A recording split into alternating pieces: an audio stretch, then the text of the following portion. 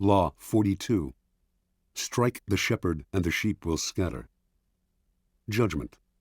Trouble can often be traced to a single strong individual, the stirrer, the arrogant underling, the poisoner of goodwill. If you allow such people room to operate, others will succumb to their influence. Do not wait for the troubles they cause to multiply. Do not try to negotiate with them. They are irredeemable. Neutralize their influence by isolating or banishing them. Strike at the source of the trouble, and the sheep will scatter. Observance of the law. Near the end of the 6th century BC, the city-state of Athens overthrew the series of petty tyrants who had dominated its politics for decades. It established instead a democracy that was to last over a century, a democracy that became the source of its power and its proudest achievement. But as the democracy evolved, so did a problem the Athenians had never faced: how to deal with those who did not concern themselves with the cohesion of a small city surrounded by enemies, who did not work for its greater glory, but thought of only themselves and their own ambitions and petty intrigues. The Athenians understood that these people, if left alone, would sow dissension, divide the city into factions, and stir up anxieties, all of which could lead to the ruin of their democracy. Violent punishment no longer suited the new, civilized order that Athens had created. Instead, the citizens found another, more satisfying and less brutal way to deal with the chronically selfish. Every year, they would gather in the marketplace and write on a piece of earthenware, an ostrakon, the name of an individual they wanted to see banished from the city for 10 years. If a particular name appeared on 6,000 ballots, that person would instantly be exiled. If no one received 6,000 votes, the person with the most ostraka recording his name would suffer the 10-year ostracism. This ritual expulsion became a kind of festival. What a joy to be able to banish those irritating, anxiety-inducing individuals who wanted to rise above the group they should have served. In 490 BC, Aristides, one of the great generals of Athenian history, helped defeat the Persians at the Battle of Marathon. Meanwhile, off the battlefield, his fairness as a judge had earned him the nickname the Just. But as the years went by, the Athenians came to dislike him. He made such a show of his righteousness, and this, they believed, disguised his feelings of superiority and scorn for the common folk. His omnipresence in Athenian politics became obnoxious. The citizens grew tired of hearing him called the Just. They feared that this was just the type of man, judgmental, haughty, who would eventually stir up fierce divisions among them. In 482 BC, despite Aristides' invaluable expertise in the continuing war with the Persians, they collected the ostraka and had him banished. After Aristides' ostracism, the great general Themistocles emerged as the city's premier leader, but his many honors and victories went to his head, and he too became arrogant and overbearing, constantly reminding the Athenians of his triumphs in battle, the temples he had built, the dangers he had fended off. He seemed to be saying that without him, the city would come to ruin.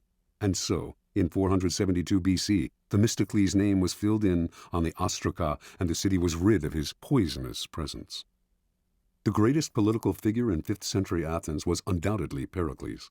Although several times threatened with ostracism, he avoided that fate by maintaining close ties with the people. Perhaps he had learned a lesson as a child from his favorite tutor, the incomparable Damon, who excelled above all other Athenians in his intelligence, his musical skills, and his rhetorical abilities. It was Damon who had trained Pericles in the arts of ruling. But he too suffered ostracism, for his superior airs and his insulting manner toward the commoners stirred up too much resentment.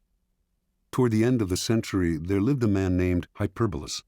Most writers of the time describe him as the city's most worthless citizen. He did not care what anyone thought of him, and slandered whomever he disliked. He amused some, but irritated more. In 417 BC, Hyperbolus saw an opportunity to stir up anger against the two leading politicians of the time, Alcibiades and Nicias.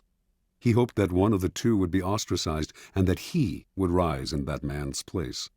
His campaign seemed likely to succeed. The Athenians disliked Alcibiades' flamboyant and carefree lifestyle, and were wary of Nicias's wealth and aloofness. They seemed certain to ostracize one or the other. But Alcibiades and Nicias, although they were otherwise enemies, pooled their resources and managed to turn the ostracism on Hyperbolus instead. His obnoxiousness, they argued, could only be terminated by banishment. Earlier sufferers of ostracism had been formidable, powerful men. Hyperbolus, however, was a low buffoon, and with his banishment, the Athenians felt that ostracism had been degraded. And so they ended the practice that for nearly 100 years had been one of the keys to keeping the peace within Athens. Interpretation. The Athenians sensed the dangers posed by asocial behavior and saw how such behavior often disguises itself in other forms. The holier-than-thou attitude that silently seeks to impose its standards on others, overweening ambition at the expense of the common good, the flaunting of superiority, quiet, scheming, terminal obnoxiousness. Some of these behaviors would eat away at the city's cohesion by creating factions and sowing dissension. Others would ruin the democratic spirit by making the common citizen feel inferior and envious. The Athenians did not try to re-educate people who acted in these ways, or to absorb them somehow into the group, or to impose a violent punishment that would only create other problems. The solution was quick and effective. Get rid of them. Within any group, trouble can most often be traced to a single source, the unhappy, chronically dissatisfied one who will always stir up dissension and infect the group with his or her ill ease. Before you know what hit you, the dissatisfaction spreads. Act before it becomes impossible to disentangle one strand of misery from another, or to see how the whole thing started. First, recognize troublemakers by their overbearing presence or by their complaining nature. Once you spot them, do not try to reform them or appease them. That will only make things worse. Do not attack them, whether directly or indirectly, for they are poisonous in nature and will work underground to destroy you. Do as the Athenians did. Banish them before it is too late. Separate them from the group before they become the eye of a whirlpool. Do not give them time to stir up anxieties and sow discontent. Do not give them room to move. Let one person suffer so that the rest can live in peace. Keys to power. In the past, an entire nation would be ruled by a king and his handful of ministers. Only the elite had any power to play with. Over the centuries, power has gradually become more and more diffused and democratized. This has created, however, a common misperception that groups no longer have centers of power, that power is spread out and scattered among many people. Actually, however, power has changed in its numbers, but not in its essence.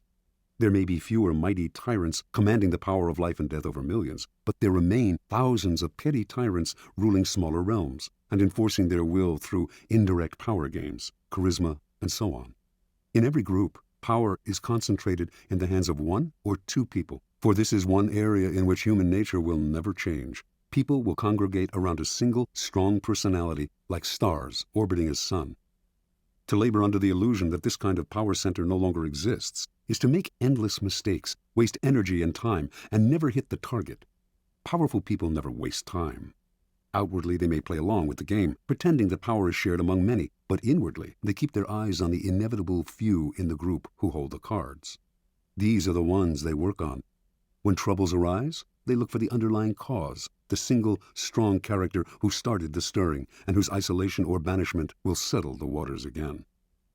In his family therapy practice, Dr. Milton H. Erickson found that if the family dynamic was unsettled and dysfunctional, there was inevitably one person who was the stirrer, the troublemaker.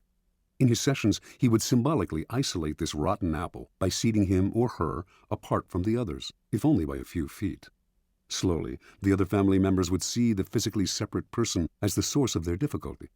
Once you recognize who the stirrer is, pointing it out to other people will accomplish a great deal. Understanding who controls the group dynamic is a critical realization. Remember, stirrers thrive by hiding in the group, disguising their actions among the reactions of others. Render their actions visible and they lose their power to upset. Finally, the reason you strike at the shepherd is because such an action will dishearten the sheep beyond any rational measure. When Hernando Cortés and Francisco Pizarro led their tiny forces against the Aztec and Incan empires, they did not make the mistake of fighting on several fronts, nor were they intimidated by the numbers arrayed against them. They captured the kings, Moctezuma and Atahualpa. Vast empires fell into their hands. With the leader gone, the center of gravity is gone. There is nothing to revolve around, and everything falls apart. Aim at the leaders, bring them down, and look for the endless opportunities in the confusion that will ensue.